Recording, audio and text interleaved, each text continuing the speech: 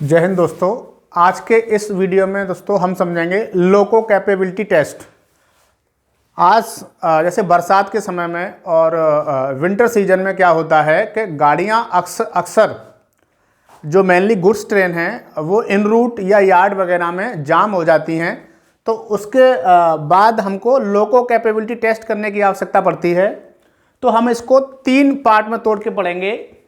एक तो पढ़ेंगे कि इसकी आवश्यकता क्या है, लोको कैपेबिलिटी टेस्ट की आवश्यकता क्या है, और दूसरे पार्ट में पढ़ेंगे कि लोको कैपेबिलिटी का मीनिंग क्या है,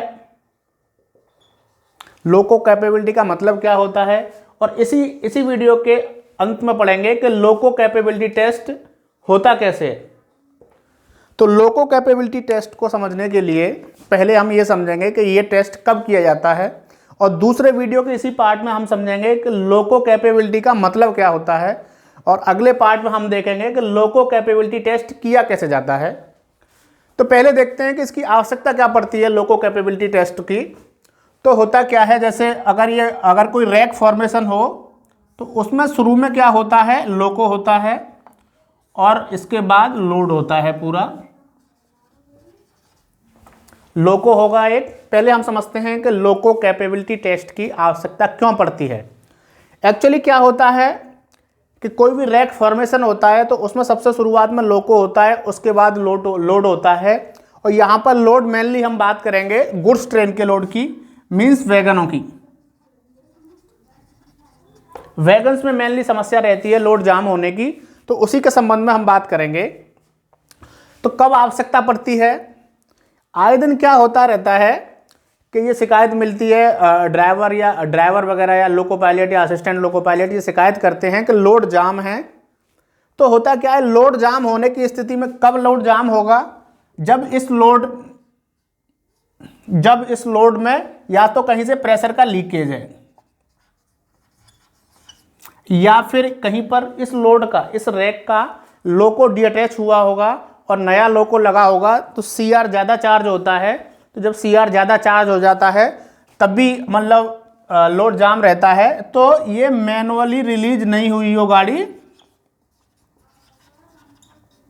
तब भी लोड जाम रहता है। 2 कंडीशन ऐसी है, या तो कहीं से प्रेशर का लीकेज हो रहा हो तो लोड के जाम होने की संभावना होती है, या फिर मैनुअली रिलीज नहीं किया गया हो, कहीं पर लोड का फॉर्मेशन चेंज हुआ हो, लोको डीअटैच हुआ हो, और लोको डीअटैच करने के बाद वहाँ स्टाफ ने मैनुअली रिलीज नहीं किया है इसको, तो ये लोड जाम होने की संभावना रहती है।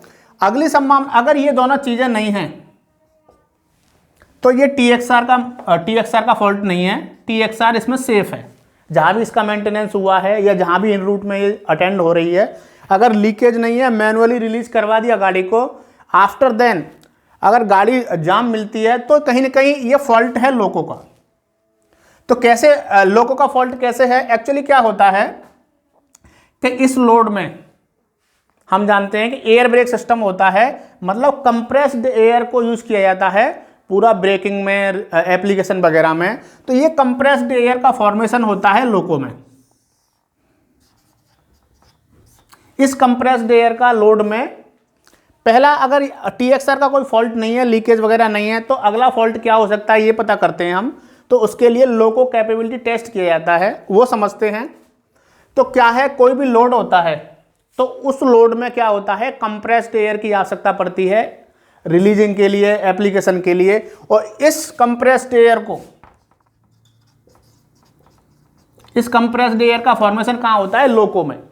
अब क्या होता है, जितनी कंप्रेस्ड एयर की आवश्यकता है किसी लोड के एप्लीकेशन के लिए, चार्जिंग के लिए, आपके किसी भी लोड में क्या होता है, वैगन्स होते हैं, उसमें एआर होते हैं, सीआर होते हैं, इनकी चार्जिंग होती है। तो कितना लोको की कैपेबिलिटी होनी चाहिए कि वो उनको चार्ज कर पाए, ये डिपेंड करता है कि इसमें लोड कितना है।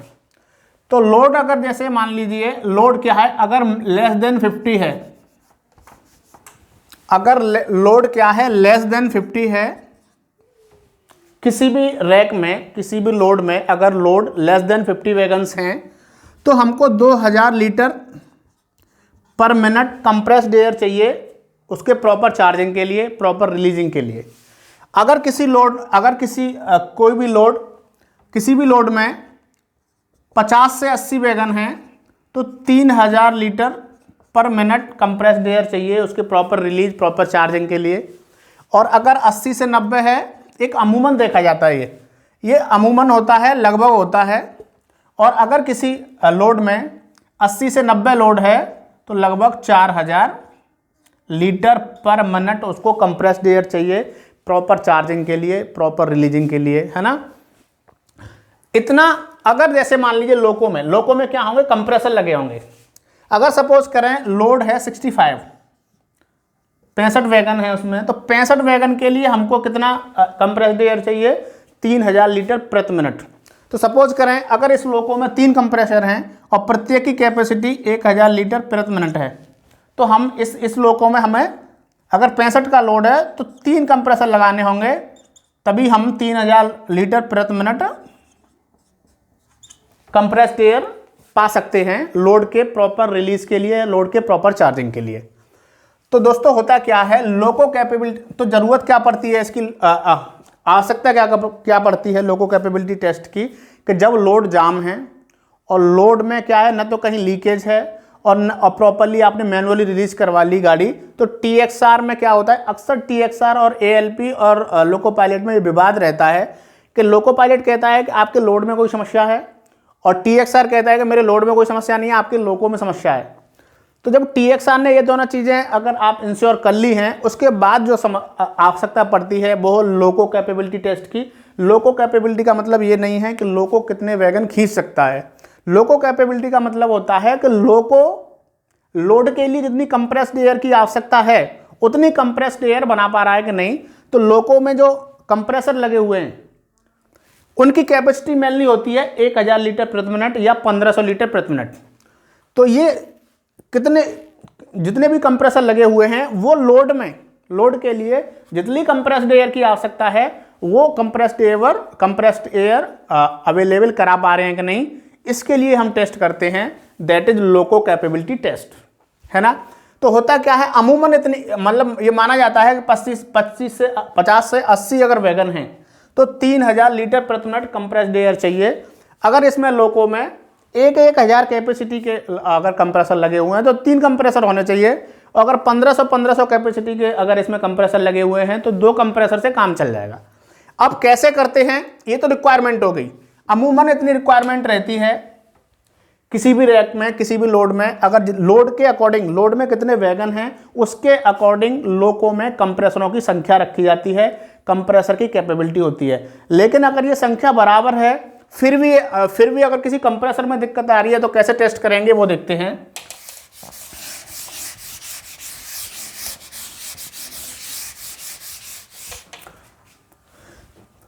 अगर जैसे कोई लोको है, आपको ये लोको कैपेबिलिटी टेस्ट पता करना है कि लोको प्रॉपर कंप्रेस्ड एयर बना रहा है या नहीं।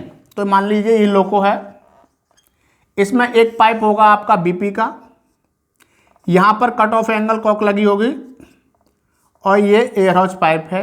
एक पाइप होगा FP का, यहाँ पर कट ऑफ एंगल कॉक लगी होगी, ये BP है, ये FP है, ये BP, यहाँ पर कट ऑफ एंगल कॉक लगी होंगी यहाँ पर, ये FP है। अब आपको लोको कैपेबिलिटी टेस्ट करने के लिए सबसे पहले क्या करना है कि यहाँ एक तो आपके पास मास्टर गेज होना चाहिए। मास्टर गेज से ही आप लोको कैपेबिलिटी टेस्ट कर सकते हैं, जिसमें 7.5 mm की एक प्लेट लगी होगी, है ना। तो एक्चुअली क्या होता है, यहाँ पर लोको में एक ड्राइवर ब्रेक वाल्व होगा, ड्राइवर ब्रेक वाल्व, मान लो A9 हैंडल है। उस A9 हैंडल से सबसे पहले इसमें क्या करने हैं, आपको सबसे पहले क्या करना है, पहले लोको कैपेबिलिटी टेस्ट करते समय पहले आपको A9 हैंडल को इमरजेंसी में लगाना है।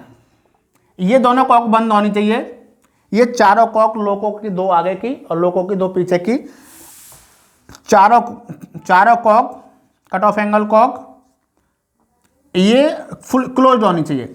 पहली तो ये कंडीशन है कि चारों cut off angle cock close होनी चाहिए। फिर क्या करना है आपको कि यहाँ पर जो ड्राइवर ब्रेक वाल्व है A9 हैंडल से, इसको इमरजेंसी कंडीशन में रखना है। इमरजेंसी का मतलब हम जानते हैं, इमरजेंसी ब्रेक एप्लीकेशन, पूरा प्रेशर ड्रॉप करना है। तो क्या होगा, इस BP वाले पाइप का पूरा प्रेशर ड्रॉप हो जाएगा। उसके बाद क्या करें, आप यहाँ पर मास्टर गेज लगाएंगे, यहाँ लगा लें या यहाँ लगा लें, बीपी में मास्टर गेज लगाएंगे, मास्टर गेज लगाएंगे, लेकिन उसका जो हैंडल है मास्टर गेज का वो बंद रखेंगे। ये बंद रख दिया आपने। इस मास्टर गेज के गेज में भी देखेंगे तो जीरो, जब तक बीपी जीरो ना हो जाए, और यहाँ पर भी जो गेज होगा बीपी का ये जीरो होना चाहिए। ये जीरो होने के बाद इस ड्राइवर ब्रेक वाल्व को रिलीज पोजीशन में रख देंगे, रिलीज कर देंगे, मतलब ब्रेक का ड्रॉप होना बंद हो जाएगा। और जब तक इंतजार करेंगे कि ये जब तक बीपी का प्रेशर 5 kg हो जाता है, बीपी का प्रेशर 5 kg हो जाए, तब आप क्या करेंगे, इस मास्टर गेज के उसको जो हैंडल होगा ऊपर जो कॉक होगी उसको घुमा देंगे और उसको खोल देंगे। खोलने के बाद ये देखेंगे कि मास्टर गेज से जो प्रेशर निकल रहा है वो 1 मिनट के अंदर, इस यहाँ पर जो लोको में गेज है और मास्टर में भी गेज होगा, 1 मिनट के अंदर 1 kg से ज़्यादा प्रेशर ड्रॉप नहीं होना चाहिए। अगर 1 मिनट में 1 kg से ज़्यादा प्रेशर ड्रॉप हो रहा है, इसका मतलब वो लोको इनकेपेबल है उस लोड में कंप्रेस्ड एयर प्रोवाइड कराने के लिए। फिर से एक बार देखते हैं कि लोको कैपेबिलिटी टेस्ट कैसे किया जाता है। सबसे पहले आप चारा कट ऑफ एंगल को बंद कर लेंगे, उसके बाद A9 हैंडल से इसको रिलीज पोजीशन में लगा देंगे और यहाँ पर क्या लगा लेंगे, मास्टर गेज। यहाँ पे इस बीपी वाले पाइप में, बीपी वाले एयर हॉस पाइप के पाम एंड पे आप मास्टर गेज लगा लेंगे और उस मास्टर गेज को बंद अवस्था में रखेंगे, है ना। फिर इस driver brake valve A9 handle को रिलीज पोजीशन में कर देंगे और रिलीज पोजीशन में करने के बाद क्या होगा, प्रेशर का ड्रॉप होना बंद हो जाएगा और फाइनली ये चार्ज होने लगेगा बीपी। और जब बीपी, जब इसमें लोको में जो गेज होता है उसमें जब बीपी का प्रेशर 5 kg बन जाए, तब क्या करेंगे, आप इस मास्टर गेज के हैंडल से इसका प्रेशर ड्रॉप करेंगे और प्रेशर ड्रॉप करने पर आप ये देखेंगे कि ये बीपी का जो गेज है उसमें प्रेशर जो है वो 1 किलोग्राम 1 मिनट से, मतलब 1 मिनट में 1 किलोग्राम से ज़्यादा ड्रॉप नहीं होना चाहिए। अगर ज़्यादा ड्रॉप हो रहा है तो लोको कैपेबल नहीं है, लोको इनकेपेबल है। और अगर 1 मिनट में 1 किलोग्राम से भी कम ड्रॉप हो रहा है तो मतलब लोको ठीक है, कहीं ना कहीं लोड में प्रॉब्लम है, लोड में लीकेज है। इस तरीके से लोको कैपेबिलिटी टेस्ट किया जाता है। Thanks for watching.